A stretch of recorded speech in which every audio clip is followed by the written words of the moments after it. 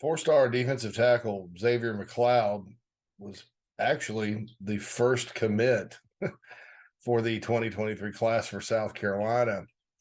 Just nobody knew it for a while. McLeod is from Camden High School, right down the road, close to home. Highly recruited guy. The Gamecocks beat Georgia for his services. Florida was in the mix. LSU was in the mix. But the Gamecocks had him really from the start, thanks to some groundwork that the staff had laid.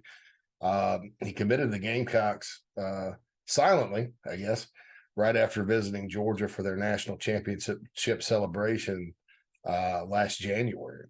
And there was some angst and consternation and nervous moments on the part of Gamecock fans, but he's been solidly committed ever since.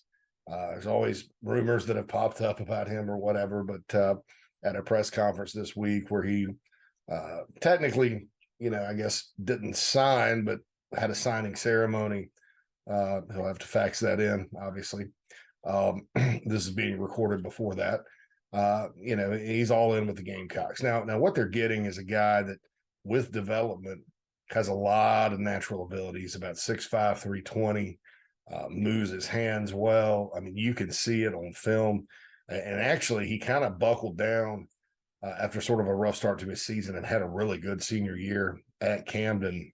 Yet another defensive tackle coming into the program that has, high hopes and aspirations, and another South Carolina defensive lineman from D-line heaven, staying home and playing for the Gamecocks. And Camden High School is a place through the years the Gamecocks have not been successful. Bobby Ingram went to Penn State. Multiple Mo Fountain went to Clemson. Vonnie Holliday went to North Carolina. This was back in the 90s.